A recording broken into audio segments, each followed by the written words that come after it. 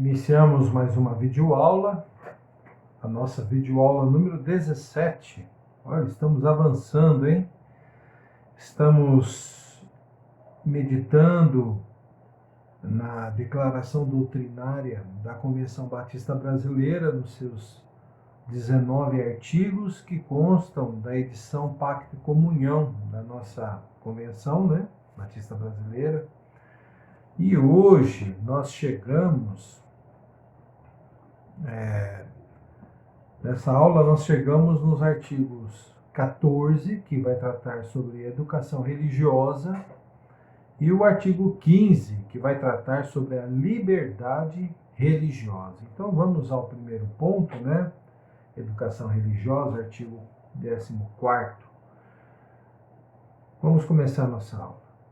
O ministério docente da Igreja, sob a égide do Espírito Santo, compreende o relacionamento de mestre e discípulo entre Jesus Cristo e o crente. Olha que bacana que é isso aqui. Existe um ministério docente, um ministério de ensino na igreja.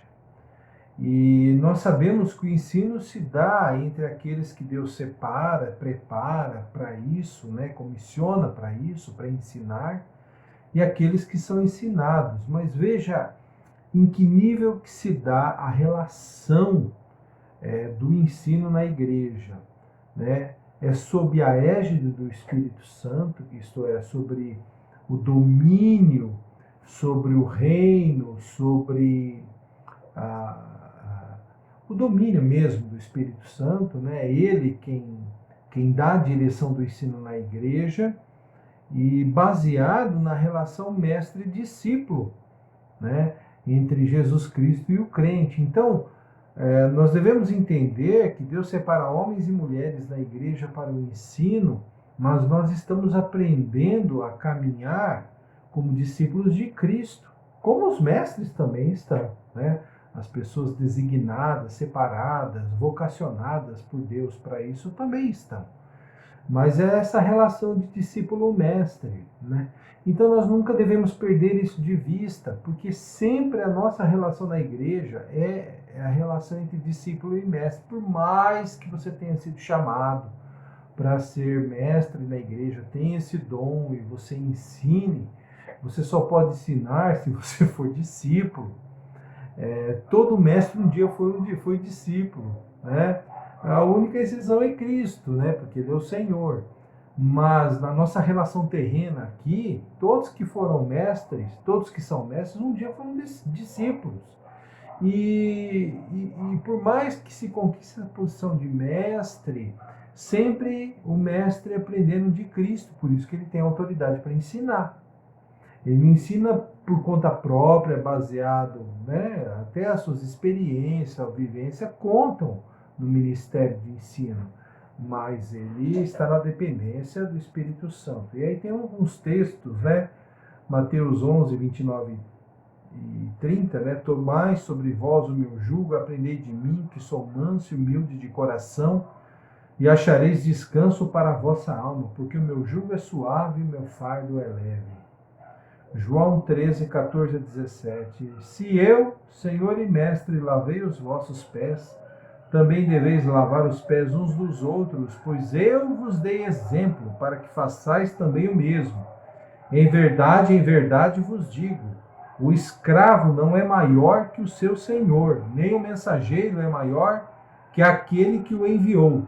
Se de fato sabeis estas coisas, sereis bem-aventurados se as praticardes. Então Jesus, como Senhor e Mestre, dando exemplo de como deve ser o caminhar do crente, a relação do crente com Deus.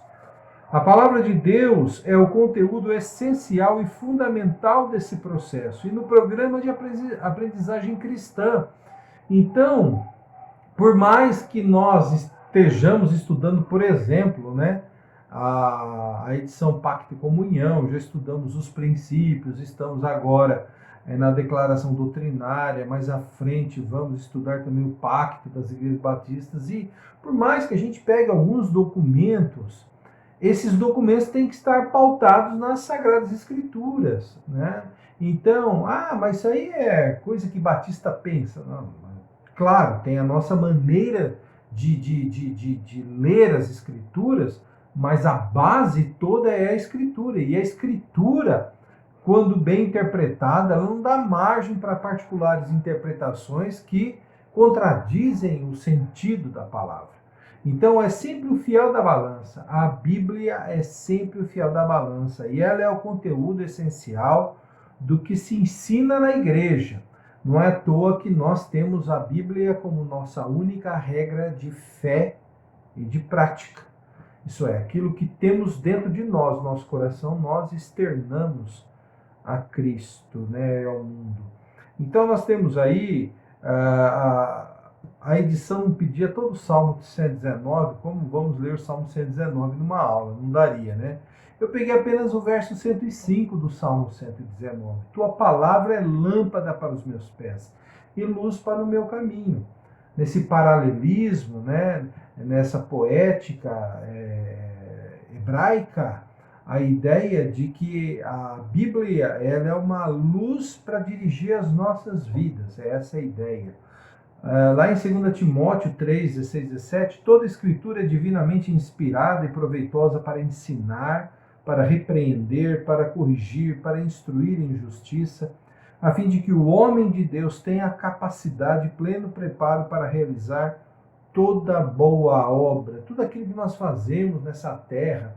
Se nós seguirmos as orientações da palavra de Deus e se nós procurarmos vivê-la no nosso dia a dia e passar isso para frente, ensinar nossos irmãos, certamente nós estaremos preparados e teremos capacidade vinda de Deus para realizar toda boa obra. A Bíblia nunca vai nos apontar um caminho falso. A Bíblia nunca vai nos orientar a tomar decisões equivocadas. Se nós colocamos o nosso juízo diante do juízo de Deus, a palavra de Deus é o fiel ali para mostrar para nós qual o melhor caminho para se seguir. Colossenses 1:28, a ele anunciamos, aconselhando e ensinando todo homem com toda a sabedoria para que apresentemos todo homem perfeito em Cristo. Mateus 28, 19 e 20, já lemos várias vezes aqui, né? Portanto, ide e fazei discípulos de todas as nações, batizando-os em nome do Pai, do Filho e do Espírito Santo, ensinando-lhes a obedecer todas as coisas que vos ordenei. E eu estou convosco todos os dias até o final dos tempos. Né? Muito bom estudarmos a palavra de Deus, né? E o programa de educação religiosa nas igrejas visa a instrução e o desenvolvimento de seus membros, a fim de crescerem em tudo naquele que é a cabeça, Cristo. As igrejas devem doutrinar os crentes visando sua formação e desenvolvimento espiritual, moral e eclesiástico, bem como motivação e capacitação sua para o serviço cristão e o desempenho de suas tarefas no cumprimento da missão da igreja no mundo. Então, nós nos convertemos a Cristo e devemos ser edificados em Cristo. E somos edificados em Cristo na sua palavra. É muito interessante que Jesus, no seu ministério, nós vemos isso lá, por exemplo, Mateus, nos capítulos 5, 6 e 7, o Sermão do Monte, Jesus deixa ali bem claro a maneira como um cristão deve viver, como um crente em Cristo deve viver. Então, nós não vivemos do jeito que nós pensamos. Então, em épocas de relativismo, é muito preocupante quando o crente quer dirigir a sua vida pela sua própria cabeça. O ensino do Evangelho nas nossas vidas ajusta as nossas vidas para caminharmos no Evangelho. Depois de vermos a importância da educação cristã, né, uma educação que se dá no âmbito da igreja, nós vamos agora ao artigo número 15, que fala sobre a liberdade religiosa, né? Nós batistas temos um princípio que é o da liberdade da nossa consciência. Eu não posso querer impor a minha fé para as outras pessoas. Por quê? Porque essa é uma obra do Espírito Santo. não é o Espírito que convence o mundo do pecado, da justiça e do juízo. Não é a ferro e fogo, não é por decreto, não é na mordaça, não é amarrando a pessoa que você traz a pessoa para o Evangelho. Nós devemos sim pregar, né, anunciar Cristo. A justiça de Cristo vai se operar na vida daqueles que ouvem o Evangelho, seja ao negar, manter-se à condenação eterna, seja em receber a Cristo em sua vida, a absolvição dos seus pecados e a salvação. Mas isso é obra do Espírito Santo. Isso é uma obra do Espírito Santo. Então, nós batistas temos, assim, muito claro a liberdade religiosa. Então, num país em que há a separação entre a igreja e o Estado, o indivíduo, a pessoa, o sujeito, ele é livre para crer no que ele quiser, naquilo que ele quiser, em quem ele quiser. Então, Deus, e somente Deus, é o Senhor da consciência. Então, só será despertada a consciência, por exemplo, para a salvação, se Deus operar ali. Claro, nós somos instrumentos, nós como igreja devemos atender esse ide de Cristo, é uma convocação para toda a igreja, mas entendendo que a obra, por mais que nós sejamos instrumentos, ela é realizada pelo Espírito Santo de Deus no coração das pessoas. Então Deus, e somente Deus, é o Senhor da consciência. E aí por que Deus é o Senhor da consciência? Gênesis 1, 27.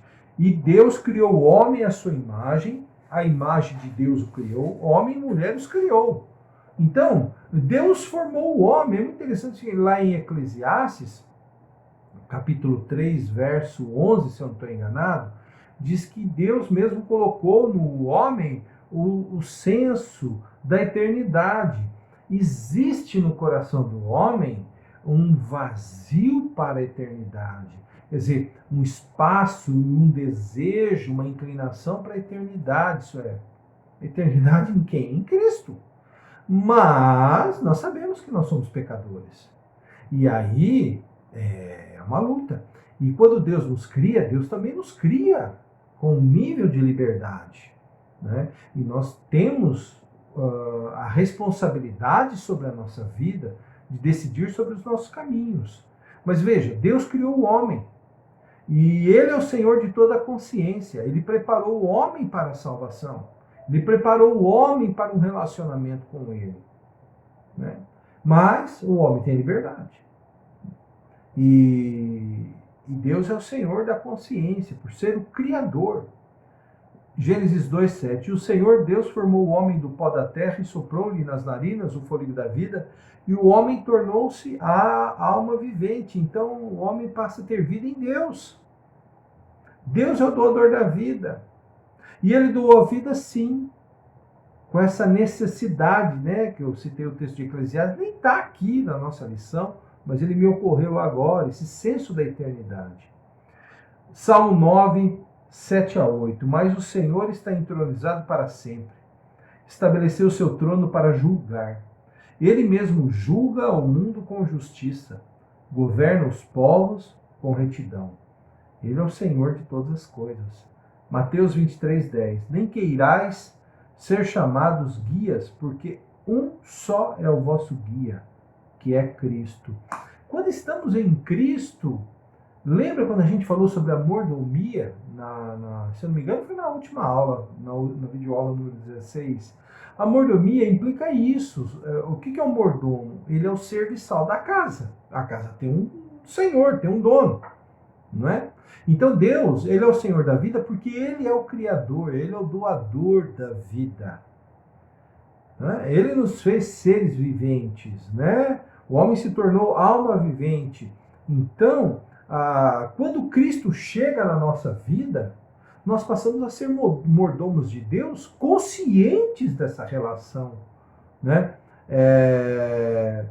Kyrios, doulos, que a gente fala, né? Kyrios, Senhor, doulos, o servo. Então, Kyrios é o Senhor sobre todas as coisas, e o doulos é o servo. Né? Essas duas palavras gregas que mostram essa relação que deve reger o nosso relacionamento com o Senhor. Então, a liberdade religiosa Deus dá porque Deus fez o homem livre. E o homem escolhe se quer ou não quer seguir a Deus. Né? Mas quando ele está em Cristo, Cristo passa a ser o Senhor da sua vida e da sua consciência também. Não significa que não pensamos por nós mesmos, mas significa que a nossa consciência vai sendo moldada pelo Espírito Santo de acordo, nós vimos no ponto anterior, né, a educação religiosa, de acordo com o ensino do Evangelho na nossa vida. Nós vamos sendo moldados de dentro para fora. Deus vai mudando nosso coração, Ele vai se tornando o Senhor da nossa vida, da nossa consciência.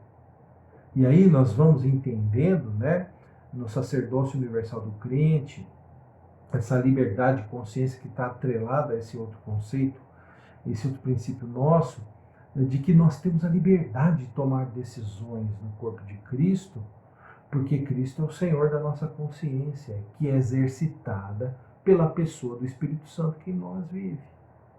Amém, irmãos? É bom a gente entender essas relações aí. Romanos 14:4, quem és tu que julgas o servo alheio? Quer dizer, não podemos julgar os outros, nós não estamos no fórum íntimo, né? É para seu próprio Senhor que ele está em pé ou cai, mas estará firme, pois o Senhor é poderoso para o firmar. Então, nós devemos respeitar a opinião das outras pessoas, porque se Deus é o Senhor da nossa consciência, é o Senhor da consciência do outro. Né?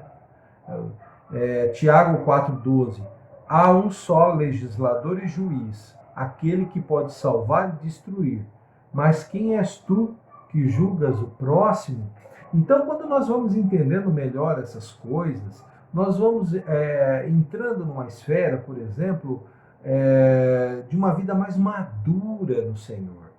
Eu fico surpreso de ver, às vezes nas redes sociais, as pessoas com a isenção do contato físico, as pessoas tendo a coragem de falar coisas que eu fico bobo de ver o que as pessoas falam. O enfrentamento em situações que eu fico bobo de ver como as pessoas têm coragem de ir para o enfrentamento de questões tão pequenas. E pequenas por quê? Porque elas não visam o bem comum. E elas, muitas vezes, tentam ultrajar a opinião do outro. Né? Se o outro crê daquele jeito, se o outro entende daquele jeito, nós devemos respeitar. Porque ele faz isso, vive isso diante de Deus. E da mesma forma, eu que vivo diante de Deus, devo ser respeitado também.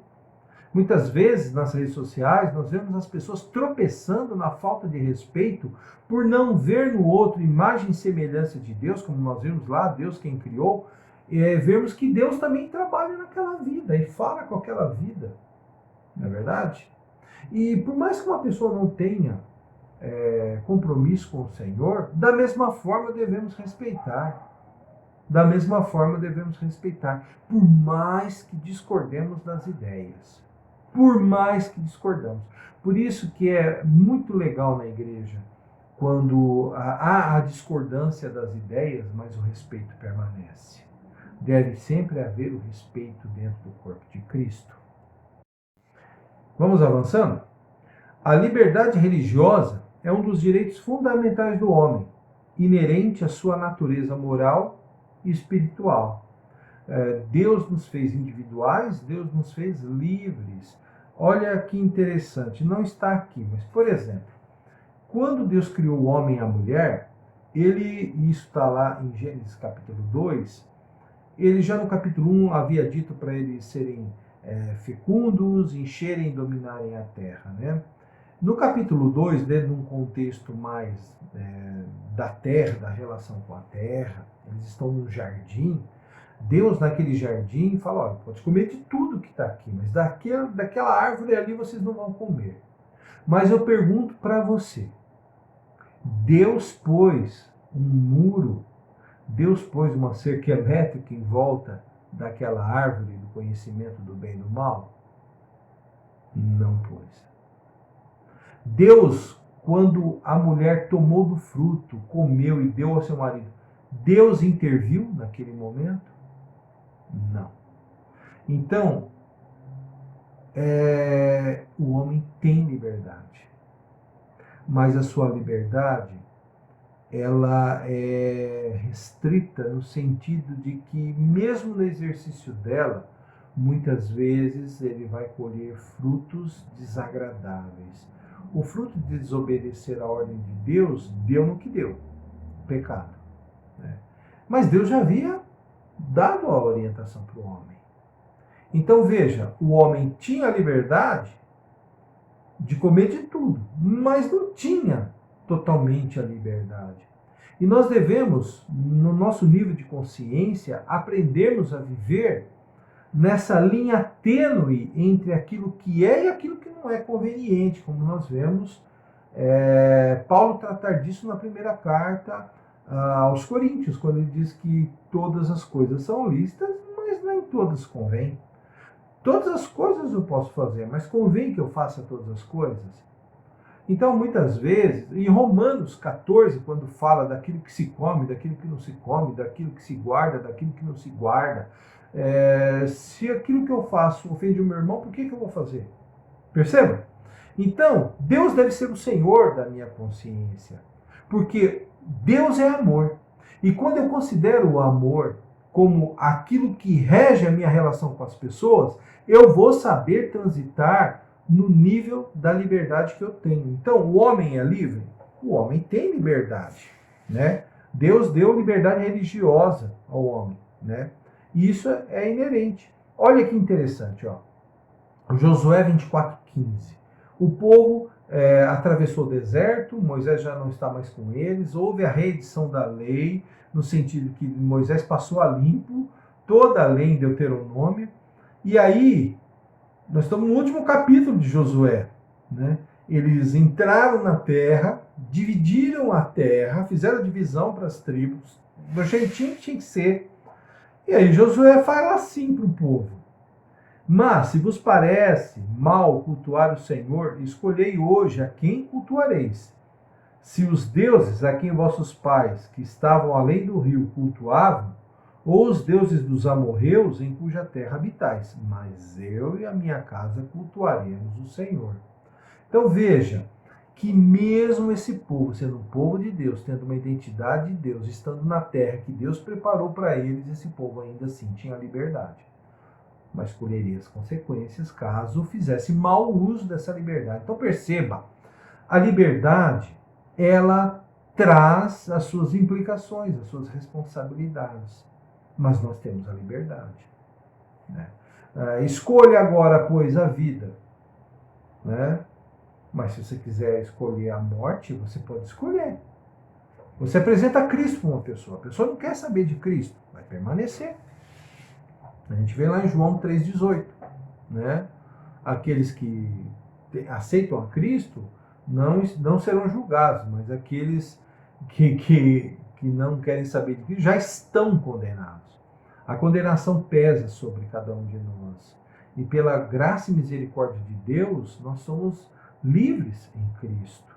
E livres para saber tomar decisões corretas. Nós temos essa liberdade. É muito interessante que Deus dá essa liberdade para nós. 1 Pedro 2:15-16. Pois a vontade de Deus é que, fazendo o bem, caleis a ignorância dos insensatos. Já que sois livres, não useis a liberdade como pretexto para o mal, mas vivei como servos de Deus. Então, a liberdade implica nisso, eu não ser escravo, por exemplo, dos meus vícios. Não ser escravo dos meus vícios. Eu sei o quanto os meus vícios fizeram mal para mim no passado, mas agora eu sou livre. Se o Filho vos libertar, verdadeiramente sois livres. E sendo livre em Cristo, a liberdade para dizer não para os vícios e dizer sim para Deus, uma vida de virtudes, né? Vamos avançando. Por isso, a liberdade religiosa não deve sofrer ingerência, isto é, não deve receber influência de qualquer poder humano. Porque a liberdade religiosa, ela é dada por Deus, que está acima do tempo, que está além dessa terra, desse aqui e agora. Qualquer poder humano é um poder temporal. O poder de Deus é um poder atemporal, é o poder da eternidade, né? Se Deus me dá a liberdade, Nenhum ser humano deve impor a sua autoridade a mim, dizendo que eu devo ou não devo crer. Eu já vi crentes tentando enfiar a goela abaixo o evangelho na vida de pessoas e viu quanto essas pessoas ficaram revoltadas. Eu já vi gente fazendo isso na minha frente. E comigo não foi assim, né? Comigo foi, eu era uma pessoa de coração muito duro, 3 anos ouvindo o evangelho. Mas o Espírito fez a obra. E continua fazendo. E não é por força humana, né? Olha que interessante. Daniel 3, do 15 ao 18. Pois agora, se estáis prontos, quando ouvirdes o som da trombeta, da flauta, da harpa, da cítara, do saltério, da flauta dupla e de todo tipo de música, para vos prostrardes e adorardes a estátua que fiz, será melhor fazê-lo. Mas se não adorardes, sereis lançados na mesma hora numa fornalha de fogo ardente.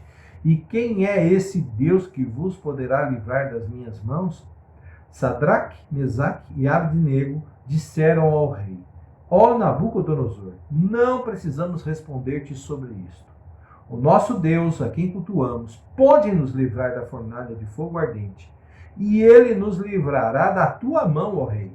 Mas se não, fica sabendo, ó rei, que não cultuaremos teus deuses, nem adoraremos a estátua de ouro que levantastes. Olha que interessante. Ninguém tem poder de impor sobre nós as suas crenças ou a sua não crença, porque essa é uma liberdade que Deus concede a nós. Isto é, o ser autoridade atemporal, acima do tempo. Atos 5:29. Respondendo Pedro e os apóstolos disseram: é mais importante obedecer a Deus que aos homens. Então, lembra quando ele falou que Deus é o Senhor da consciência? Deus é o Senhor da liberdade de consciência. Ela foi dada por Deus quando nos criou. Nenhum poder temporal, nenhum rei, nenhum juiz, nenhum deputado, nenhum presidente da república, nenhum prefeito, nenhum governador deve impor sobre nós a sua crença ou não crença. Vamos avançando? Cada pessoa tem o direito de cultuar a Deus segundo os ditames de sua consciência, livre de coações de qualquer espécie. Então nós vemos aí de novo o texto, né, de Daniel 3, 18, que mostra Sadraque, Mesaque e Abdenego não se rendendo a Nabucodonosor. Eles continuam fiéis a Deus. Esse texto é maravilhoso, né? E depois nós temos ainda, vamos fazer a leitura de Atos 19, 35 a 41. Vamos à leitura de Atos 19, 35 a 41. Quando conseguiu apaziguar a multidão, o escrivão disse: Homens de Éfeso, existe alguém que não saiba que a cidade dos Efésios é a guardiã do templo da grande deusa Ártemis e da sua imagem que caiu do céu? Visto que essas coisas não podem ser contestadas, convém que vos aquieteis e nada façais precipitadamente, porque estes homens que aqui trouxestes não são sacrílegos, nem blasfemam contra a nossa deusa. Todavia, se Demétrio e os artífices que estão com ele têm alguma queixa contra alguém, os tribunais estão abertos e há procônsules que se acusem uns aos outros. Além disso, se demandais alguma outra coisa, isso será resolvido numa assembleia legal, pois corremos o perigo até de sermos acusados de provocar desordem por causa dos acontecimentos de hoje, não havendo motivo algum com que possamos justificar essa aglomeração.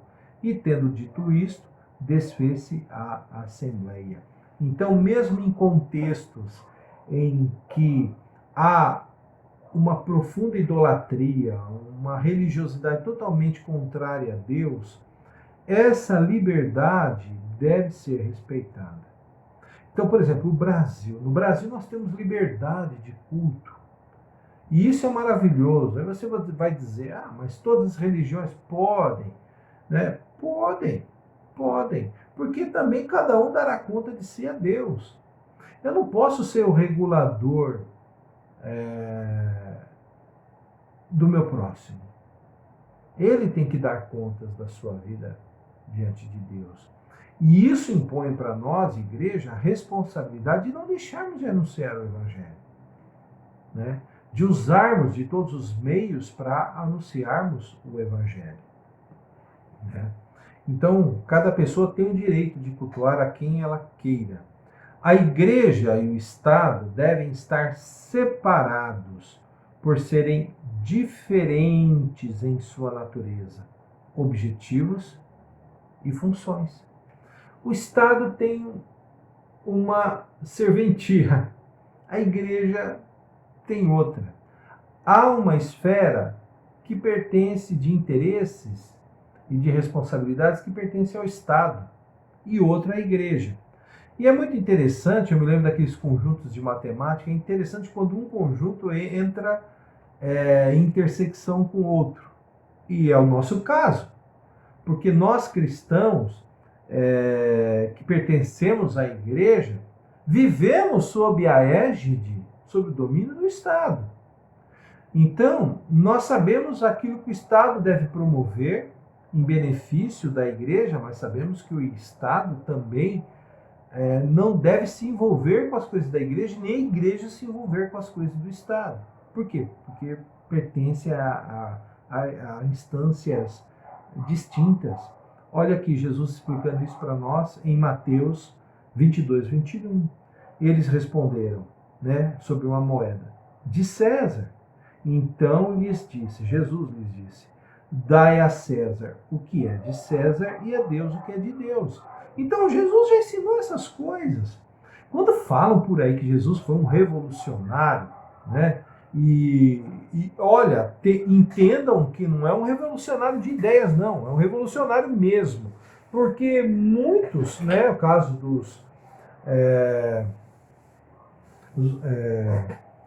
os zelotes, por exemplo, eles esperavam alguém que viesse para libertar Israel do domínio romano.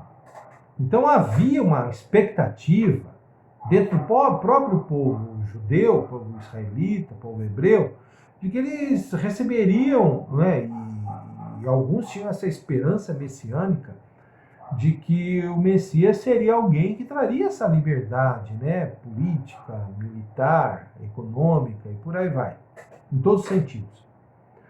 Então, Jesus aqui, ele delimita as coisas. As coisas que são para César, isso é, as coisas que são temporais, as coisas que são passageiras, as coisas que são dessas realidades menores, que fiquem aqui. E aquilo que pertence a Deus, que fique com Deus, porque na verdade é aquilo que fica. E Jesus já falou, junta tesouros nos céus. A gente não deixa de cuidar das coisas daqui, mas entendendo que as coisas daqui repercutem no céu. Já vivemos aqui a antessala, o vestíbulo para o céu. Está entendendo? Então as coisas devem caminhar dessa maneira. Nós devemos enxergar a vida, a existência humana, dentro dos ambientes por onde ela acontece. Então, ao Estado cabe o bem-estar social. E ele não vai muito além disso. O bem-estar social contribui para a fé. Claro que contribui. Como o mal-estar social também. Países tirânicos, as pessoas têm a tendência de voltar mais para Deus. Nós estamos vendo o grande crescimento da igreja em solo chinês, onde nós sabemos que o governo tem uma ação bem incisiva contra as igrejas cristãs. O ser humano vê que o Estado nem sempre está interessado no bem-estar realmente da pessoa.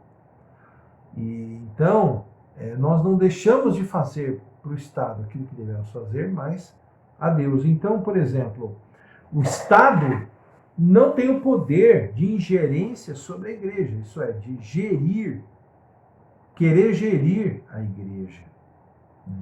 A igreja é totalmente independente do Estado, porque ela está debaixo de um poder que é muito maior e muito anterior que é o Estado.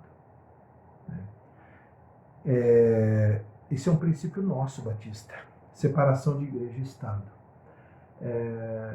Na história, nem sempre foi boa a relação da igreja com o Estado. Quando o Estado absorve a igreja nos seus interesses e aí passa a interferir nos interesses da igreja. É complicado. É dever do Estado garantir o pleno gozo e o exercício da liberdade religiosa, sem favorecimento a qualquer grupo ou credo. Então, tanto quanto nós, cristãos batistas, temos a liberdade dada pelo Estado de vivermos aqui nesse país o Evangelho de Cristo, a outra fé, a outro credo, também essa liberdade é dada, né? Então, nós vemos aí o texto de Atos 19, 34, 41.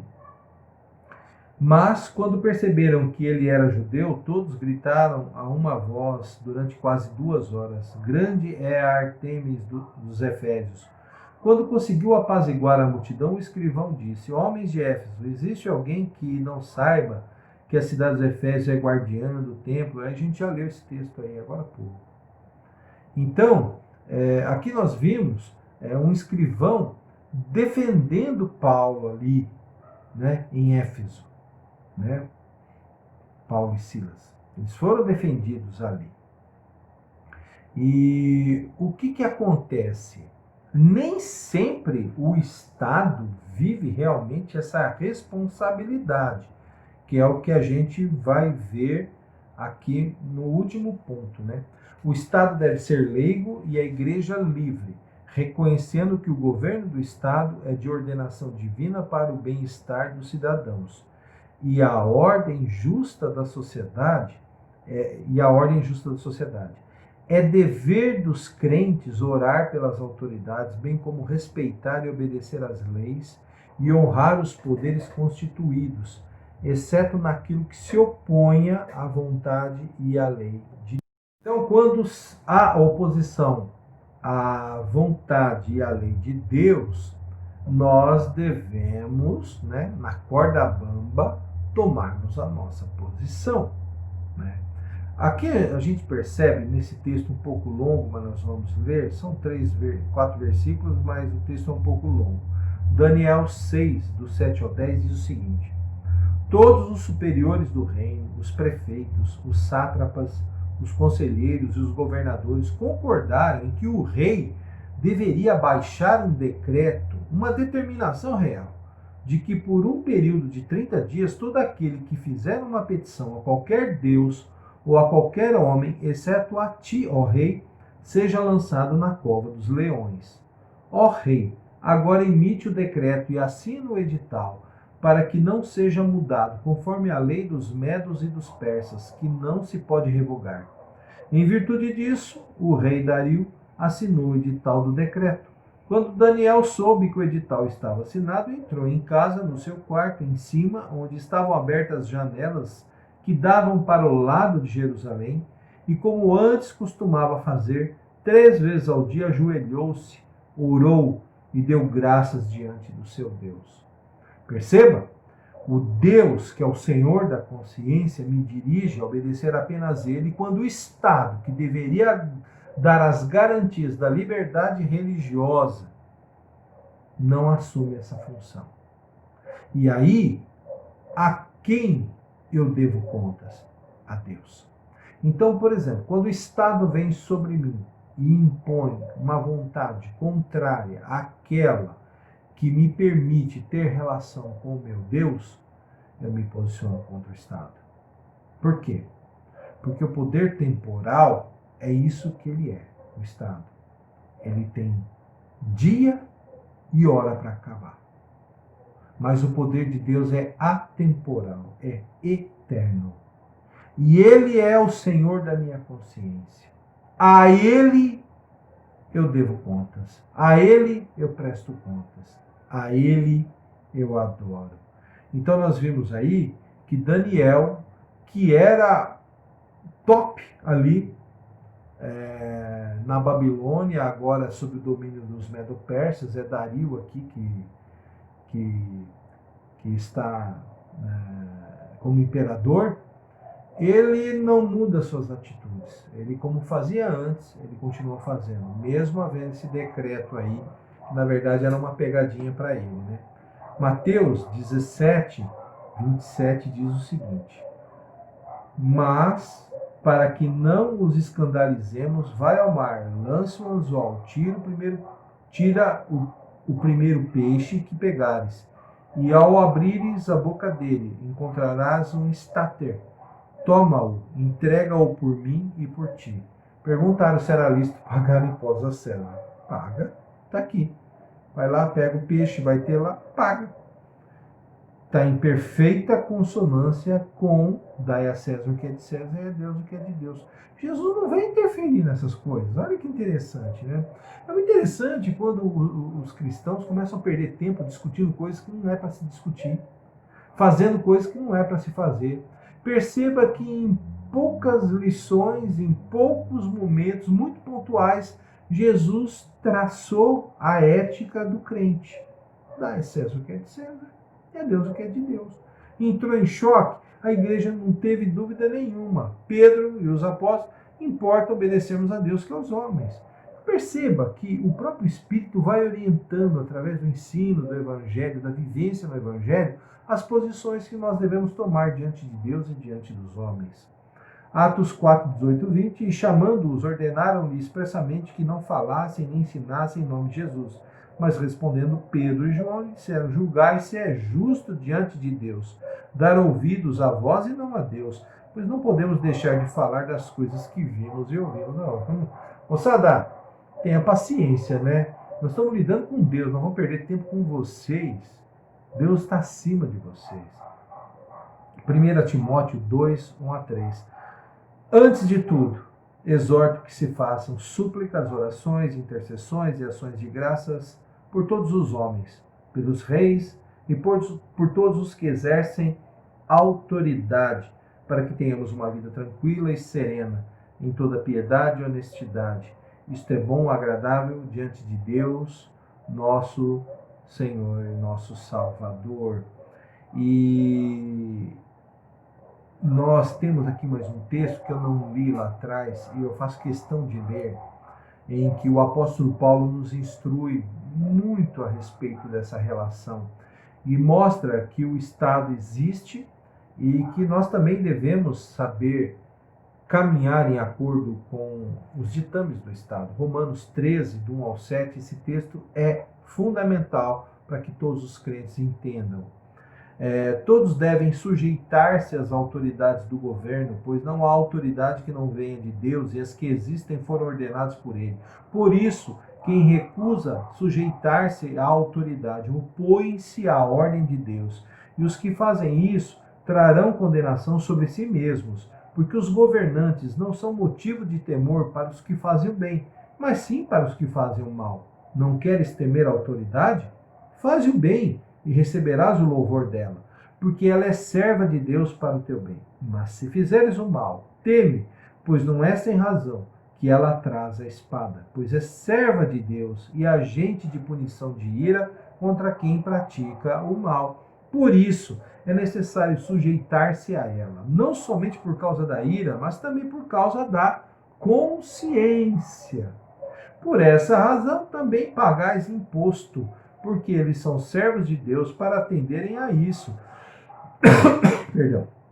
Dai a cada um o que lhe é devido. A quem tributo, tributo. A quem imposto, imposto. A quem temor, temor. A quem honra, honra. Então perceba aí que o Estado exercendo a sua função de dar o bem-estar, mas quando o Estado se interpõe, a nossa relação com Deus prevalece a nossa relação com Deus. E nisso tudo está a liberdade religiosa, né? Tanto quanto nós temos, o outro que não tem a mesma razão de fé que nós também tem. Então esse negócio de sair invadindo aí, perdão o que eu vou dizer, né? Terreiro de Umbanda, chutando santa, irmãos, isso é retrógrado. Não gostaríamos que as pessoas entrassem nas nossas reuniões públicas e nos impedissem ou nos constrangessem enquanto estivéssemos adorando a Deus. Por que faríamos isso? Tanto quanto nós seremos julgados por vivermos a nossa fé, aquele que não vive a fé em Cristo. O único caminho, a única vida, a única verdade, Ele que é o caminho, a verdade e a vida, quem não o serve também vai dar contas disso. E a nós não cabe essa função de juízes. Vamos orar? Nosso Deus e Pai, agradecemos esta lição, agradecemos esta oportunidade de aprendermos mais. Ajuda-nos a fazermos da educação religiosa algo de qualidade na tua igreja, para que o teu povo cresça saudável e consciente de quem tu és e de quem nós somos, e que nós saibamos transitar neste mundo a liberdade que o Senhor mesmo nos deu. E que naqueles que não te servem, nós saibamos respeitar as pessoas, as suas decisões. Fica conosco, faze-nos uma igreja madura, uma igreja que saiba se comportar neste mundo de acordo com a tua vontade. Em Jesus nós oramos. Amém. Deus te abençoe, meu irmão, Deus te abençoe, minha irmã. Que bom estarmos juntos. Semana que vem tem mais. Um abração a todos, Deus abençoe.